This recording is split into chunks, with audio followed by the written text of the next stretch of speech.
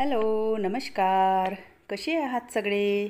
मस्त आहात ना? आशा करते तुम्ही सगळे आनंदात असाल. तुम्हा सर्वांचं अगदी मनापासून स्वागत आहे आपल्या चॅनलवरच्या आजच्या या व्हिडिओमध्ये. तर परवाच्या व्हिडिओमध्ये मी तुम्हाला सांगितलं होतं की बाल्कनीचं काम मी काढलेलं आहे आणि पावसामुळे ते जे काम आहे तर ते सगळं असं अर्धवट राहिलेलं होतं. झाडांची सेटिंग करायची होती, बाल्कनी स्वच्छ करायची होती. माझी जी बाल्कनी आहे अगदी छोटीशी आहे आणि त्यामध्ये मग ना हे इतके सगळे जे झाडं आहेत तर ते ना खूप असे सेटिंग करून ठेवावं लागतं. कारण मधातच कुठेतरी ते झाडं ठेवले तर मग मागे बघा येणं जाणं चालूच राहतं. कपडे वगैरे सुकवायचे असतात, इथे बाल्कनीमध्ये तुळशीला पाणी घालायचं असतं. तर त्यामुळे ना मग येता जाता ते जे सगळे झाडं आहेत तर ते तुटतात. तर म्हणून मग ना थोडीशी त्यांची सेटिंग करूनच ते झाडं ठेवावे लागतात. आणि बघा तुमचीसुद्धा छोटीशी बाल्कनी असेल तर तुम्हा लोकांनासुद्धा आयडिया येणार या व्हिडिओमधून की छोट्याशा बाल्कनीमध्ये ना हे जे सगळे झाडं आहेत तर ते आपण कशा प्रकारे ठेवू शकतो म्हणून. कारण ही बाल्कनी अगदीच छोटीशी आहे आणि झाडांचं जे प्रमाण आहे तर ते तुम्ही बघू शकत असाल. खूप सारं झाडांचं प्रमाण आहे आणि हे जे झाडं आहेत तर बघा वेळच्या वेळी ना यांची काळजी आपल्याला करावीच लागते. कधी कधी बघा त्यांचा शेप बिघडतो, त्यांची वेळच्या वेळी कटिंग करावी लागते. वेळच्या वेळी त्यांना खत पाणी वगैरे म्हणजे जे जे आहे ते ते करावंच लागतं. पावसाळ्यामध्ये झाडांची ना तेवढी काळजी घ्यावी लागत नाही, म्हणजे पाणी वगैरे रोजच्या रोज घालावं लागत नाही किंवा स्प्रे वगैरे रोजच्या रोज करावा लागत नाही. पण पावसाळ्याच्या सुरुवातीच्या दिवसांमध्येच बघा झाडांची जर थोडीशी आपण ही थोडीफार काही कामे आहेत जर ती केली ना तर झाडांना छान असे बुशी होतात, छान ग्रो होतात, हेल्दी होतात. तर म्हणून मग पावसाळ्याच्या सुरुवातीला झाडांची थोडीफार जी कामे आहे ती आपल्याला करावी लागतात. तर बघा काही काही जे झाडं आहेत ना तर ते खूप असे अतोनात वाढलेले होते. जे मनी प्लांट तुम्ही आता बघितलं तर ते ना मॉस्टिकवर लावल्या जातं. ती जी मॉस्टिक आहे तर ती मी घरीच बनवलेली आहे. पाईप आणि जी ज्यूटची जी बोरी असते तर त्यापासून ती मी बनवलेली होती. कोणीही नर्सरीला बघा इझिली आपल्याला ती मिळते, पण मी ती घरीच बनवलेली होती. आणि त्यावर ते जे मनी प्लांट आहे ना तर खूप असं वाढलेलं. तर त्यालासुद्धा मागच्याच दिवसांमध्ये म्हणजे जवळपास 15-20 दिवस जास्तच झाले असतील मी त्याची कटिंग केली तर तेही आता छान वाढीवर निघालेलं होतं. तर ते सुद्धा जे मनी प्लांटची जी वेलं आहे तर ते त्या पाईपाला असे गुंडाळून तिथे बांधून घेतले ते. कारण मग ते चालताना बघा इकडे तिकडे पायाच्या खाली येतात आणि असं म्हणतात की जे मनी प्लांट आहे तर त्याला पायाच्या खाली वगैरे येऊ देऊ नये. तर म्हणून मग त्याला व्यवस्थित बांधून घेतलं. सिंगोनियमचं झाडसुद्धा खूप बहरलेलं तर त्यालासुद्धा व्यवस्थित बांधून घेतलं. म्हणजे ज्या ज्या झाडांचा शेप बिघडलेला होता किंवा असे इकडे तिकडे कुंडीच्या बाहेर जे पडत होते झाडं तर त्यांची कटिंग करून त्यांना एका व्यवस्थित याच्यामध्ये बांधून घेतलं. म्हणजे त्यांचा शेपही व्यवस्थित दिसतो आणि ते कुंडीच्या खालीही येत नाही आणि येता जाता आपल्या पायांमध्ये सुद्धा ते झाडं येत नाहीत. तर म्हणून मग त्यांना व्यवस्थित बांधून घेतलं. झाडांची केअर करताना दुसरी महत्त्वाची गोष्ट म्हणजे बघा जे झाडांची माती आहे तर त्यांना 8 दिवसातून 15 दिवसातून अशा प्रकारे ना सगळं असं खुंटलून घ्यायचं. सगळ्यात महत्त्वाचा पार्ट असतो हा गार्डनिंगमध्ये. 8-15 दिवसातून झाडांची जी माती आहे तर ती अशी ना उकरून घ्यायची सगळी. म्हणजे त्याच्याने बघा झाडांची जी मुळं आहेत तर त्यांना फ्रेश हवा मिळते. माती छान अशी खेळती असली की झाडंसुद्धा छान अशी हेल्दी राहतात.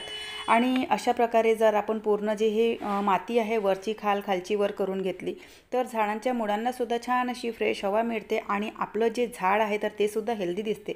व्हिडिओमध्ये तुम्ही बघू शकत असाल जमलेली माती आणि अशा प्रकारे खुंटललेली माती बराच फरक असतो त्यामध्ये.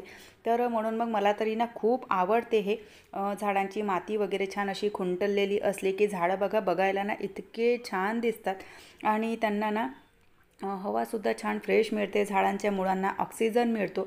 तर त्यामुळे झाडांची ग्रोथसुद्धा खूप छान होते. दुसरी गोष्ट म्हणजे बघा पावसाळ्यामध्ये झाडांना पाणी घालण्याची तेवढी गरज आपल्याला पडत नाही. म्हणजे रोजच्या रोज झाडांना पाणी नाहीही घातलं तरीही चालते, पण झाडांना स्प्रे मात्र रोजच्या रोज किंवा 1 दिवसाच्या आड तरी झाडांना स्प्रे करून घ्यायचा.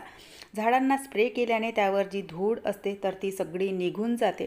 झाडांना डायरेक्ट सनलाईट मिळतो, त्यांना अन्न बनवण्याची त्यांची जी प्रक्रिया आहे तर ती जलद गतीने होते. तर त्यामुळे झाडांवरनं कधीही धूळ साचू देऊ नये. अशा प्रकारे स्प्रे करायचं. इझिली ही जी स्प्रे बॉटल आहे तर ते तुम्हाला कुठल्याही दुकानामध्ये किंवा ऑनलाईन ॲपवर मिळून जाईल. किंवा मग जो पाईप असतो आपला पाण्याचा तर त्याच्याने तरी झाडांना छान असे धुवून घ्यायचे, त्यांना आंघोळ घालून घ्यायची, तर त्याच्याने झाडं छान अशी फ्रेश आणि हेल्दी वाटतात. एक विचार करा, आंघोळ केल्याच्या नंतर आपल्यालाच इतकं छान फ्रेश, हेल्दी आणि टवटवीत वाटतं. तर तसंच झाडांनासुद्धा वाटतं, कारण जी झाडं आहेत तर ते सुद्धा सजीव आहेत आणि त्यांच्यामध्येही जीव असतो. तर त्यांना आंघोळ घातल्याच्यानंतर, त्यांच्यावर स्प्रे केल्याच्यानंतर त्यांनासुद्धा छान फ्रेश, हेल्दी आणि असं टवटवीत वाटतं. आणि झाडंसुद्धा बघायला ना इतके छान दिसतात त्यांना स्प्रे केल्याच्यानंतर. आणि हा ना एक अनुभव तुम्ही अनुभवाल, की जर तुम्ही रोजच्या रोज झाडांना स्प्रे करत असाल ना, तर बघा झाडं इतके छान फ्रेश आणि टवटवीत दिसतात आणि इतकी छान ग्रोथ होते त्यांची. हा बघा अनुभव जो आहे, तर ज्यांना गार्डनिंगची आवड आहे ना, तर तेच लोक घेऊ शकतात. म्हणजे झाडांमधले बदल ना आपल्याला डोळ्यांनी दिसतात. जेव्हा आपण गार्डनिंग करतो तर त्याच वेळेला बघा झाडांना आपला थोडासा वेळ त्यांना हवा असतो. असं नाही की झाडं लावले आणि ठेवून दिले, थोडासा आपला वेळ त्यांना हवा असतो. तर झाडंसुद्धा खूप छान आपल्याला रिस्पॉन्स देतात. तर बघा झाडांची जी सेटिंग आहे तर ती मी छान अशी व्यवस्थित केलेली आहे. सगळे झाडं व्यवस्थित जमलेले आहेत. त्यानंतर बघा काल रात्रीला, म्हणजे परवाच्या व्हिडिओमध्ये मी तुम्हाला सांगितलं होतं की कपडे सुकलेले नव्हते, तर ते सगळे कपडे इथे ना या स्टँडवर टाकलेले होते. बाल्कनीचं काम तर माझं झालेलं आहे, तर म्हटलं चला थोडंसं माझं जे घरकाम आहे तर ते सुद्धा आवरून घेते. तर इथले स्टँडवरचे जे सगळे कपडे आहे, डेलीचे कपडे असतात हे, तर ते सगळे कपडे ना मी असे घडी करून त्यांच्या जागी ठेवले. आणि हे जे स्टँड मी तुम्हाला सांगितलं होतं, तर बघा अगदी ना थोड्याशा जागेमध्ये सगळं ते फोल्ड करून असं व्यवस्थित येऊन जातं. त्यानंतर देवांचे भांडे ना, या रविवारला ना टाईम काही मिळाला नव्हता तेवढा, तर त्यामुळे मग देवांचे भांडे काही मी स्वच्छ केलेले नव्हते. आठवड्यातून 2 वेळा तरी देवांचे हे जे भांडे आहेत तर ते मी सगळे असे स्वच्छ करून घेते. पण रविवारला टाईम काही मिळाला नव्हता, तर त्यामुळे मग रविवारी काही हे स्वच्छ केलं नाही. तर म्हणून मग म्हटलं की गुरुवारच्या दिवशी तरी स्वच्छ करून घ्यायचे म्हणून. तर सगळे देवांचे भांडे वगैरे स्वच्छ करून झालेले आहेत. आणि आता माझी चालू आहे पूजेची तयारी. तर बघा देवपूजेमध्ये फुलं वगैरे ना खूप महत्त्वाचे असतात, तर ते मी आधीच आणून ठेवते. आणि परवाच्या व्हिडिओमध्ये बघा बेलाचं झाड आणि तुळशी वगैरे मी तोडलेल्या होत्या, त्यांची कटिंग केली होती. तर तेच मी इथे फुलांच्या डब्यामध्ये ना फ्रीजमध्ये ठेवते. तर रोजच्या पूजेमध्ये बघा हे जे म्हणजे ह्या ज्या वस्तू आहेत तर त्या मला ना खूप कामामध्ये येतात. म्हणजे त्यांना फेकण्यापेक्षा बघा अशा प्रकारे ना आपण आपल्या देवांना चढवून म्हणजे ते देवांना चढतं, तर तेही एक पुण्याचीच गोष्ट आहे. तर अशा प्रकारे जी रोजची देवपूजा आहे ती झालेली आहे.